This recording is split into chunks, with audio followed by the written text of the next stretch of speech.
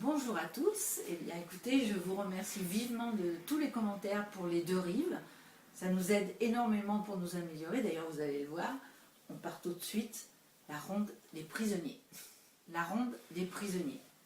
Sophie était un beau bébé de 2 ans, tout en blondeur, en rondeur, en faussette, en douceur.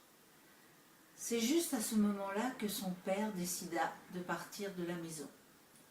C'est sur sa peau tendre et perméable que sa mère déversa ses larmes. C'est dans l'apprentissage des premiers mots qu'elle construisit son premier langage, papa Pati, et devant les yeux noyés de sa mère, maman Bobo. Le temps s'écoulait. Un week-end sur 2, son père venait la chercher. Elle adorait ce papa qui inventait des jeux, ce papa si fort qui la soulevait pour faire l'avion, ce papa qu'elle respirait pour l'emporter avec elle.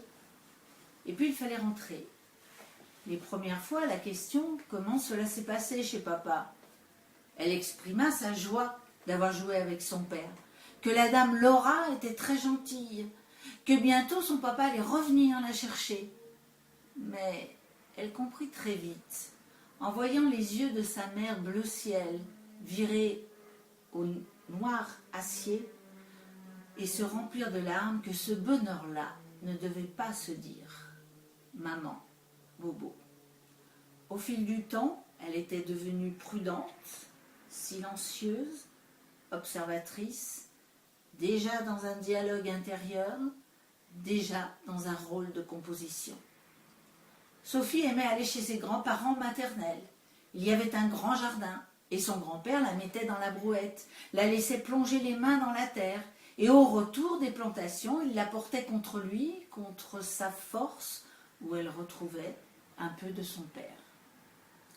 Dans la maison familiale, les femmes s'activaient, c'était jour des confitures. Ses 3 tantes, sa mère, sa grand-mère lavaient les fruits, les pelaient, remplissaient les bocaux, et surtout, elles bavardaient, livraient leurs secrets, sans se douter un instant que Sophie, sous la table, faisait manger ses poupées. Écoutez. « Ah, vous vous plaignez, mes filles, mais ce que j'ai enduré avec votre père, je n'avais pas droit à la parole. Vous étiez 4, je ne travaillais pas à l'extérieur, aucune liberté, je n'ai fait que servir. J'aurais aimé naître à votre époque. Mais maman, aujourd'hui c'est pire, rien ne les arrête. Ils vivent leur vie, leur sport, leurs copains, nous aident à peine et lorgnent sur des plus jeunes, des plus disponibles. Et sa mère, tous les mêmes. Regarde-moi, du jour au lendemain, il part. Sophie ne comprenait pas trop, pas tout, mais telle une éponge, elle absorbait. Un soir, elle avait environ 7 ans, elle osa poser la question si souvent retenue. Pourquoi papa est parti ? La réponse jaillit comme d'un volcan longtemps éteint, un volcan dont on ne se méfie pas, parce que les hommes sont comme ça, une plus belle, une plus jeune, il ne faut jamais faire confiance à un homme. Tu entends ? Jamais. Sophie lui fit face. Mais Pépé n'est pas parti, lui. Le volcan crachait toujours. C'est une autre époque. Mais sache que ton grand-père était dur. Et si nous ne filions pas droit, il prenait son martinet et nous fouettait. Son grand-père fouettait sa maman. Elle regardait sa mère. Elle réunit toutes ses forces pour crier, accrochée à une dernière bouée. « Mon papa n'est pas comme ça !» Le volcan, dans un dernier jet, lança. « C'est pire. Il t'a laissé à 2 ans pour vivre avec une autre. » Sophie lâcha la bouée. Sophie ne savait pas nager. Sophie observa Laura, la compagne de son papa. Pourquoi avait-elle gagné et pas sa maman ? Laura était joyeuse, cultivée, indépendante. Elle avait de longs cheveux, elle peignait, elle embrassait son papa.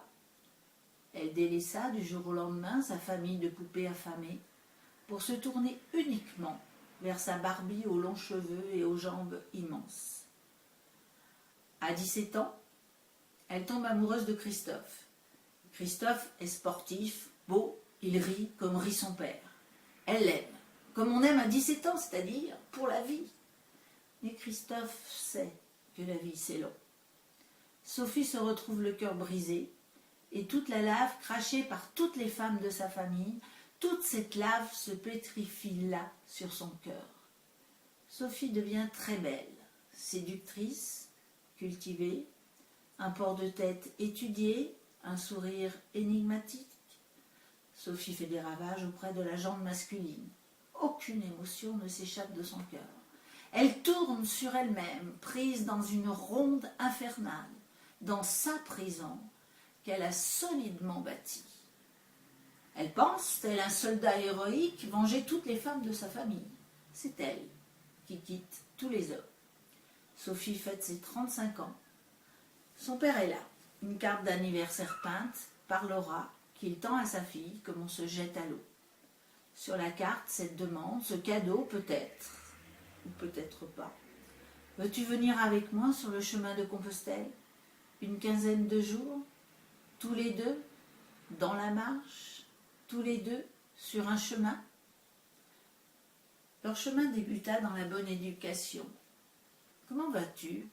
Et toi, comment s'est passée ton année? Oui. Puis le chemin se fit silencieux, silencieux, assourdissant de silence. La première confidence arriva comme un murmure, une brindille, une première fleur de printemps, une éclosion. Puis la vérité de l'un toucha la vérité de l'autre. Elle apprit que sa grand-mère paternelle, qu'elle n'avait pas connue, était morte à 30 ans et que c'est son grand-père qui avait élevé son père et ses 2 tantes, seuls. Elle apprit que son père, aîné de la fratrie, avait dû arrêter l'école à 14 ans et ne reprendre ses études qu'à 28 ans. Elle apprit, comme son père avait aimé sa mère, et qu'au fil du temps, il avait changé, elle avait changé. Elle apprit Laura, si différente de son image si parfaite. Elle apprit sur ce chemin que son père, comme elle, avait douté, s'était trompé, avait fait de son mieux, avec sincérité, et surtout qu'il l'aimait, même si parfois elle avait pu imaginer le contraire. Elle reçut son pardon. Pardon si j'ai pu te faire mal. Pardon, c'était difficile. Pardon, je ne me comprenais pas moi-même. C'est sous un orage terrible que le pied du père glissa et que Sophie ouvrit en grand ses bras pour le recevoir, l'étreindre, enfin. Ils se mirent à rire d'un fou rire douloureux qui les plia d'abord, avant de délivrer les larmes, toutes les larmes. Ils étaient accrochés l'un à l'autre, ruisselants, baptisés par cette eau du ciel, se recevant chacun comme un cadeau, avec leur force, avec leur fragilité. La lave pétrifiée du cœur de Sophie s'envola. Elle était prête pour aimer. Alors, prochaine nouvelle, début juillet. Alors, le titre, c'est Une étoile de mer.